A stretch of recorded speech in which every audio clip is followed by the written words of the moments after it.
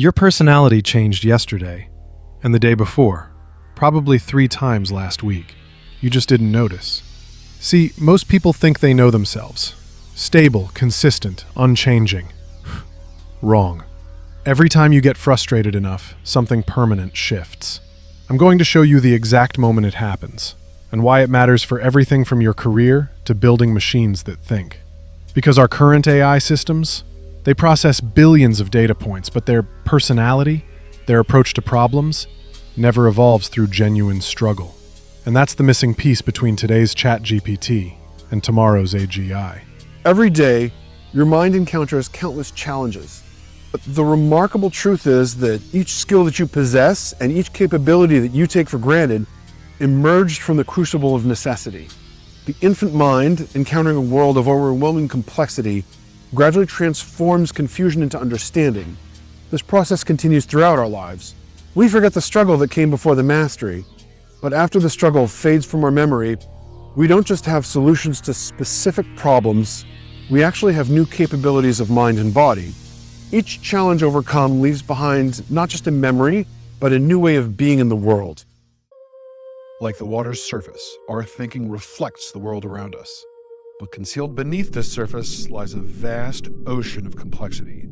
Layers of intuition, emotion, and hidden drives shape how we think, how we learn, and how we perceive. As we strive to create truly intelligent machines, we must dive deep into these unexplored depths of the mind. I'm Evan Goldstein, and this is Deep Thoughts, an exploration of human cognition and the future of artificial general intelligence. What gets you fired up? Where do those feelings come from? We've already talked about how creativity comes from our knack for spotting and tackling problems. But honestly, if you don't care about an issue, all the knowledge in the world won't help you figure out a solution. You have to see something as a problem before you're ready to roll up your sleeves and solve it. Whether it's a person or an AI creating art or tackling challenges requires some solid motivation. For AI to be artistic, it needs to want to entertain, to inspire, or maybe even to enlighten people. I make these videos because I feel the urge to share something meaningful. When I don't get likes or views, it pushes me to improve. And on that note, if you're enjoying this video, I would appreciate it if you would push the like. Pressing like lets me know that I'm making content you want to see, and it spreads that content into the world. So thank you for helping a capitalist break out of small channel hell. Well, seeing something as a problem sparks your creativity. Problems inspire you to come up with fresh solutions where there weren't any before. The more problems your idea or approach can solve, the better, and the more innovative it is. So having the right motivations along with the right knowledge is really the key here. Some motivations are just party, being human. Think of pain, hunger, and exhaustion. You didn't have to learn these. They just came with a package when you were born. You'll feel them when the situation calls for it. Like it or not, each of these feelings is basically a problem, and you've got to figure out a way to solve it. When you're dealing with pain, your go-to moves might be to steer clear of whatever's hurting you. Pop an aspirin, you put on a Band-Aid, or just keep your injured hand perfectly still. Sometimes, though, your solutions can get pretty inventive.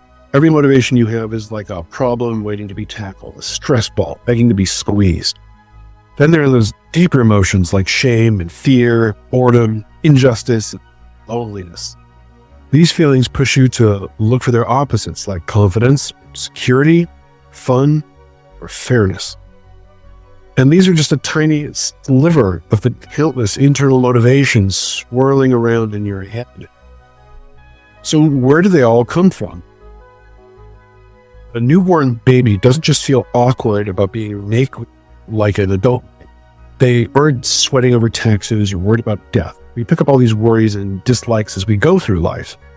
But seriously, why do you even take them on in the first place? Imagine that you're a teenager who doesn't like to be embarrassed in front of teammates and opponents.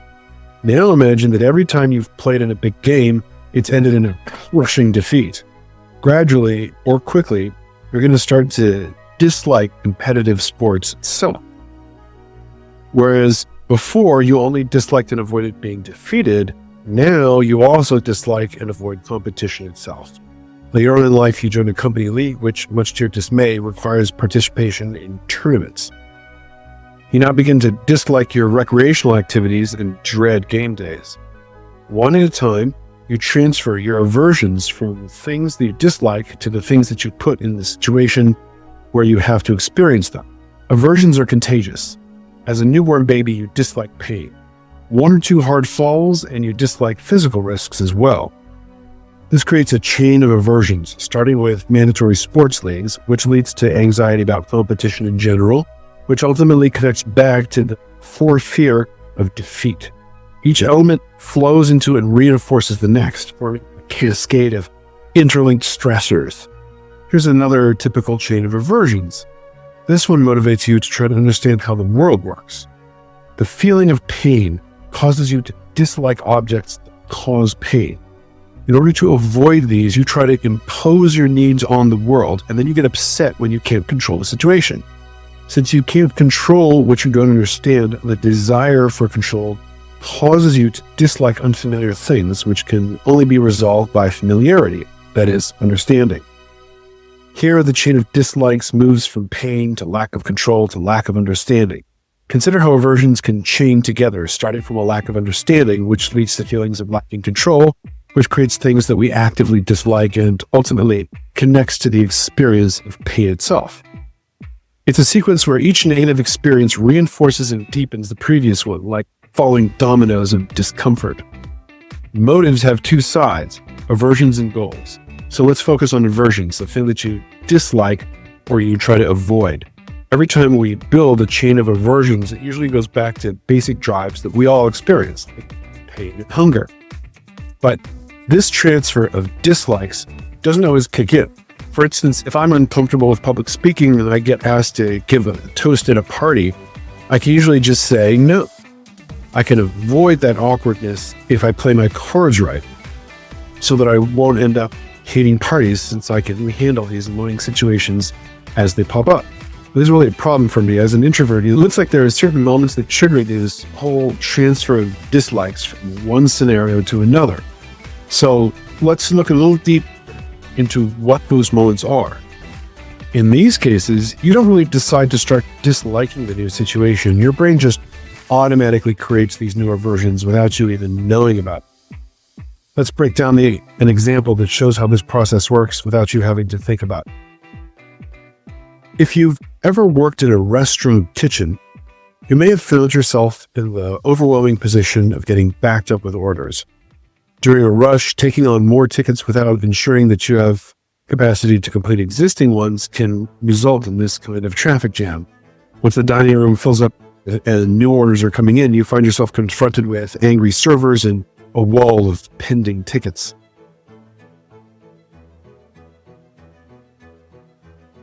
There's no way to catch up. If this happens enough times, you'll develop an aversion to taking new orders without clearing your current ones. And if you're trying to automate the cooking process like they do in the big chain restaurants, you might even have to deploy artificial intelligence there. You would want the AI to have a similar aversion. So let's examine how this aversion develops through 3 scenarios, only the last creating the lasting aversion. Let's assume that you're a naive cook, unaware of kitchen pacing, and you're about to learn the hard way. You do have an aversion to angry servers and backed up tickets. You've learned that from other experiences. Scenario 1, everything goes well.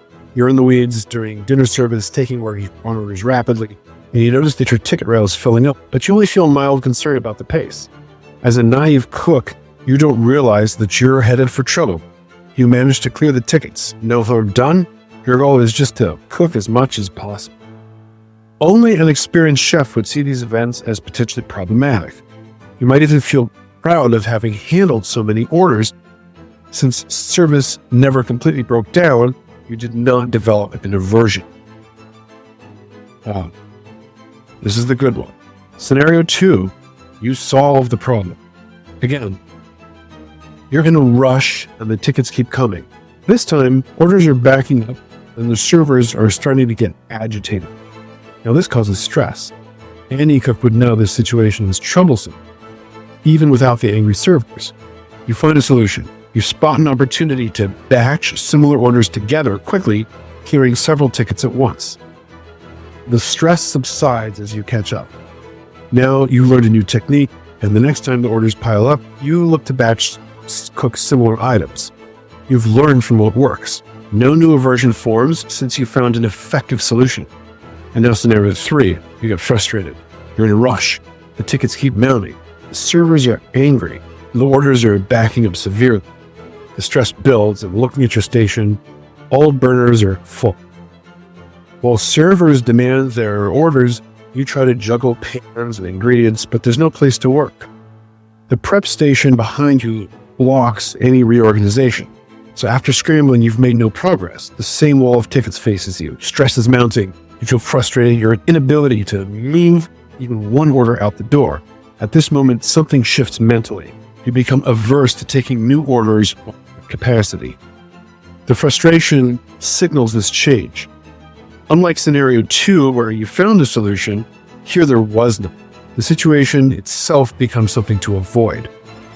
The key difference when faced again with the same overwhelming number of tickets with no relief from the stress is that you realize that you are in over your head. When you're feeling frustrated, it's a sign that something new is bothering you. Other emotions that point to a big change are those intense feelings like embarrassment, anger, despair, or regret. Each of these shows that you're now avoiding something that you didn't mind before. One more thing to think about. Your personality is shaped by what you like and what you dislike. Those preferences are what your values are about. So when you experience this shift, it also means that your personality has changed, even if it's just a little bit. Why bother with the whole thing? What's the point for an AI, or even for us humans, in figuring out how to dodge situations that are totally hopeless or just incredibly frustrating? We all have our limits, right? There are plenty of problems that you and I may not be prepared to handle. Skipping out on these tough spots is just being smart and cautious.